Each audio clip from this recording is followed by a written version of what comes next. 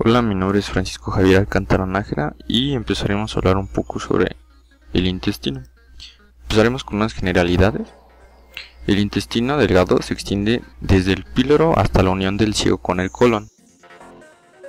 Su longitud promedio es de 6 a 7 metros y se encuentra subdividido en duodeno, yeyuno e ileo. El duodeno tiene una longitud aproximadamente 25 centímetros y tiene una forma de U o una C. Y se sitúa alrededor de la cabeza del páncreas. Se extiende desde el píloro a la flexura duodenal, donde se encuentra el ligamento de Treitz, que fija a esta parte del intestino a la pared posterior del abdomen. El duodeno a su vez se subdivide en cuatro porciones. Es la segunda porción donde se desembocan los conductos excretores del páncreas y el colédoco. Este ligamento de Treitz es una marca anatómica del inicio del yeyuno. Convencionalmente mide 2/5 partes del intestino distal al duodeno, mientras que los 3/5 partes restantes se conocen como ileón, debido a que no existe un límite macroscópico definido entre estos. Hay algunas marcas que permiten a los cirujanos saber dónde se distinguen. Ahora bien, empezaremos a hablar un poco sobre la histología.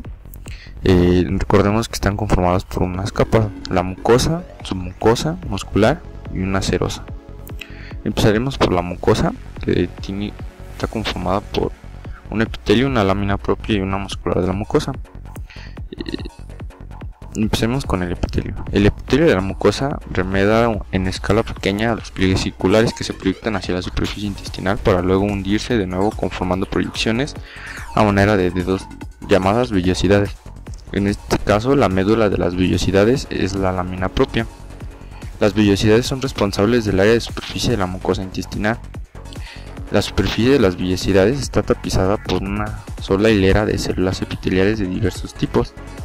Entre vellosidad y vellosidad se encuentran glándulas tubulares simples de 320 a 450 micras de longitud. Esto penetra en la lámina propia hasta casi ponerse en contacto con la muscular de la mucosa, lo cual se llaman criptas o glándulas del tubercle. El epitelio puede dividirse en epitelio de las vellosidades y epitelio de las criptas. Primero hablaremos sobre el de las vellosidades. Y bueno, la célula principal es la llamada célula de absorción. Esta es una célula alta, columnar, con un núcleo situado basalmente, redondo u oval, y un citoplasma eosinofílico. La superficie apical posee un borde en cepillo intensamente eosinofílico que las hace fácilmente identificables. Este sobresale nítidamente con el método histoquímico de paso. Bueno, el borde en cepillo se halla compuesto de microvellosidades y un glucocálix. El glucocálix es sintetizado por las células de absorción y es transportado a la superficie en reemplazo del persistente de manera dinámica. En una microscopía electrónica de transmisión y de barrido se pueden visualizar las proyecciones filamentosas de la superficie de las microvellosidades, que estas actúan como una barrera contra microorganismos y sustancias extrañas, además que contienen enzimas como la peptidasas y disacaridasas que intervienen en los procesos digestivos finales. Interpuestas entre las células de absorción se encuentran células con escaso borde de cepillo con una característica gota de mucina ácida y neutral a nivel apical, que les da forma de una copa o cáliz, y de ahí el nombre de las células caliciformes. La secreción de la mucina mantiene un ambiente viscoso y húmedo a la superficie epitelial. Las mucinas ácidas del intestino son cialomocinas, a diferencia de las mucinas de las células caliciformes, que son predominantemente sulfomucinas.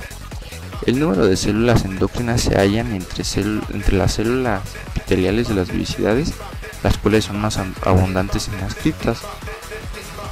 Linfocitos también se hallan entre las células inmediatamente por encima de la membrana basal, aproximadamente un linfocito por cada 5 células epiteliales. La mayoría de los linfocitos son T supresoras citotóxicas, como los CD8. Bueno, ahora hablaremos sobre el epitelio de las criptas. Estas contienen a las células madre de las 4 principales células epiteliales de la mucosa: las células de la absorción, células caliciformes, células de Paneth y células endocrinas. Es por eso que a nivel de las criptas se distinguen de una a 2 en mitosis. La diferenciación y maduración de estas células ocurre entre 5 y 6 días, a medida que las células viajan a la profundidad de las criptas, a las puntas de las microvellosidades donde se desprende alumen. Las células de Paneth permanecen en las criptas. Estas células tienen una forma piramidal con el ápice apuntado al lumen. Poseen un citoplasma supranuclear, gránulos intensamente eosinofílicos con la coloración de hematoxilina y eosina. Los núcleos son basales redondos con nucleolo prominente. Su función aún no se encuentra clara, pero contiene lisosimas e inmunoglobulinas y además poseen una capacidad fagocítica que se cree que su función es la de regular una flora microbiana intestinal. Las células endocrinas son numerosas en las criptas del intestino delgado y están solas en pequeños grupos de manera discontinua. Las células endocrinas se pueden distinguir con inmunohistoquímica. Por lo menos 16 tipos de células endocrinas han sido identificadas con una composición y distribución regional característica. Las células que contienen colecistoquinina, secretina, inhibidor gástrico peptídico y molipin se hallan en la porción proximal, mientras que las que contienen enteroglucagón, sustancia P y neurotensina se hallan con mucha más frecuencia en el ilio. Las células que contienen serotonina y somatostatina se encuentran a lo largo del intestino. También existen linfocitos tóxicos como los CD8. Muy bien, ahora pasaremos a hablar un poco sobre la lámina propia. Entonces, el epitelio de las vellosidades y de las criptas se encuentran separados de la lámina propia de la membrana basal, la cual es fácilmente visible al microscopio. La membrana basal es continua y está compuesta por una lámina basal de colágeno y matriz amorfa con una lámina reticular de fibras colágenas reticulares. Hay paquetes entrelazados y otras fibras como fibroblastos, células plasmáticas, células musculares lisas, fibras colágenas y elásticas con matriz fundamental amorfa, que estas van a conformar la lámina propia. 5 células inmunocompetentes o inflamatorias se encuentran en este pedazo, que son las células plasmáticas, linfocitos, eosinófilos, histiocitos y células cebadas. No debe haber polimorfonucleares ni epitelio en la lámina propia, se debe aclarar eso.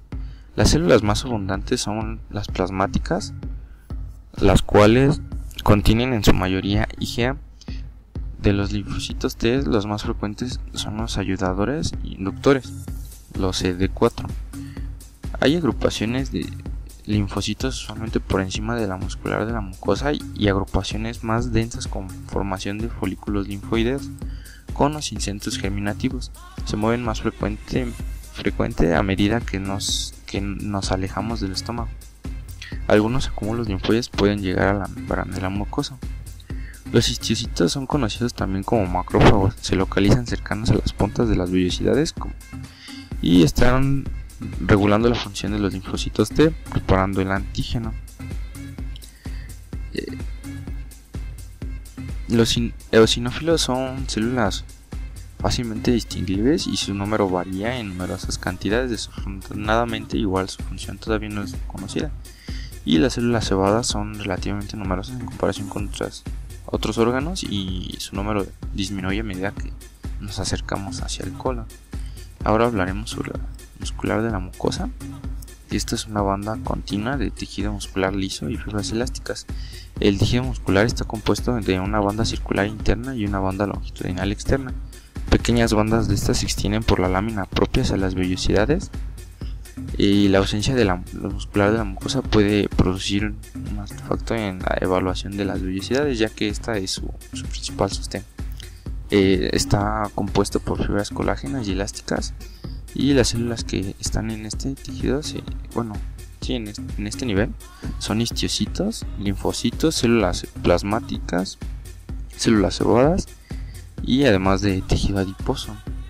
Ahora bien, hablaremos sobre la otra capa, que es la submucosa, que esta es una vía por la cual atraviesan capilares y vasos de mayor calibre sanguíneo y linfáticos. Estos van a drenar y dan alimento a la mucosa y muscular externa.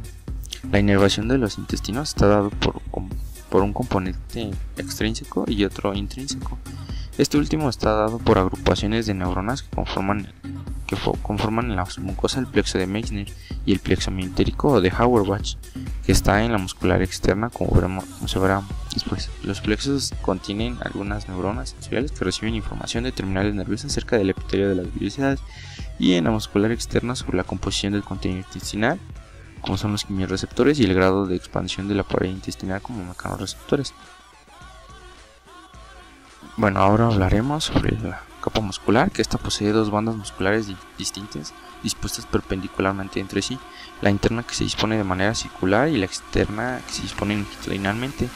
Los vasos sanguíneos, linfáticos y nerviosos atraviesan la muscular externa.